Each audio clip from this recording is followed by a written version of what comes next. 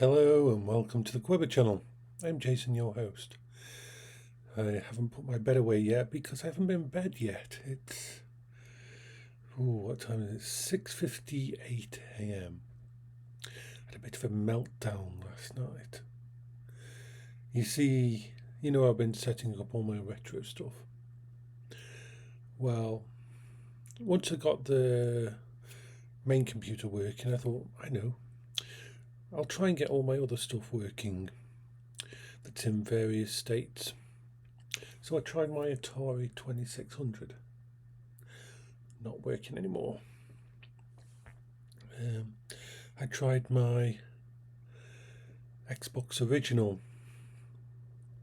It's got a flashing LED. I believe it means that the firmware is corrupted or the battery has discharged and corrupted and damaged. Something's gone wrong with it. And then I turned on my Xbox 360 and noticed that it was showing signs of issues. The thing is, we're fighting a losing battle when it comes to old technology. You got to think, some of these systems I've got are over 20 years old, 30 years old, even more. The Amiga over there is from 1991, I believe that revision is. That's 34 years ago. This tech was not built to last this long, and even if you refurbish it and that, there's certain things that will break, and it's diminishing returns. So I spent all night trying to figure out what was wrong, and I got something to partially work, and I realised that I hadn't checked my PlayStation 2. I have a PlayStation 2, and that no longer works with the SSD. I probably haven't turned it on for about 6 months, unfortunately, and these systems don't deal with that well. It's like if you've packed up an old computer system in your attic, and then you go to set it back all up. As funny as it sounds, my Windows 98 2nd edition Pentium 3 computer is the one in the best condition. But even that's going to fail. I mean, the motherboard is from... Okay, let me just check when the Pentium 3 came out. It came out in 1999, which means that motherboard is about 20 years old. The graphics card in it is, I believe, from an old NVIDIA GTS, really old card. From around the same time. And the problem is that how many more times am I going to turn that on and it's going to work? How many more times is my Amiga, even though my Amiga has been recapped, am I going to turn that on and that will work again? Retro technology for me is part of my coping strategy. It's a way my brain connects with a time period when things were less complicated. I mean, it's like this, my Xbox 360 controller. This connects me to the past, the tactile feel of it and everything. But I have to be realistic. I think what I'm going to have to do is this. First of all, the good thing about Linux is you've got something called Lutris. Lutris is fucking amazing on Linux. And I'm just installing it with GOG, and I'm going to install all the versions of those games over there that I've got up there. Can't see, but there's a big pile of games. I'm going to put them on GOG, as many as possible. So I've got access to the games but he'll be on a new PC.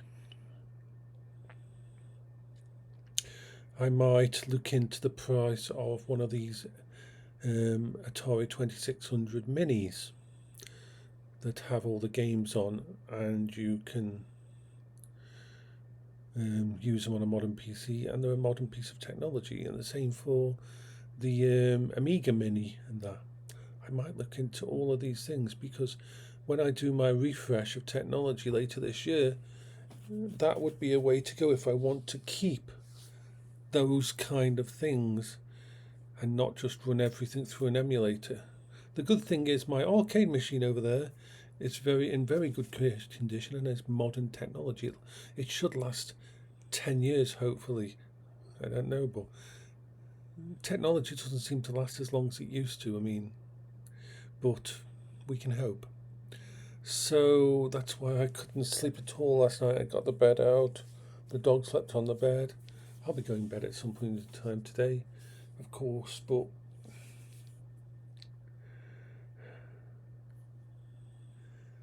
I've played on computer systems that some people have never touched, like the Binatone system. Most of the people around on Twitter and Discord these days have never experienced a ball mouse, never experienced a Spectrum 48K except in retro systems, never experienced a proper DOS prompt and batch files and running games in DOS, never knew the joy of having to install a mouse driver and a CD-ROM driver when you load up DOS so that actual games will run. And for me, it's a connection to my past, and it's a very vital part of my coping strategy. So I've always got to try. The nice thing is, it doesn't have to be the exact technology for it to take me back. Like, for example, that arcade machine is not the arcade machine from 1979 that I saw in Tenby in a chip shop, and I played on it for the entire 2 weeks of the holiday that we were down there. But it's close enough. It's got the sound of when it runs the Space Invader EEPROM ROMs that it's got, and those joysticks are close enough to it that I can be back there when I was a child, and where things were a lot more simple, and it gives my brain a space to live in.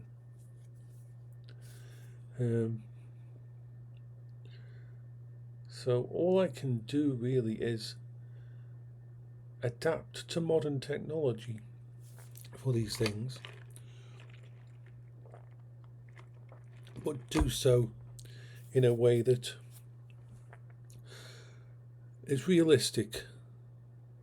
I mean, yeah, we would all love to own a fucking arcade.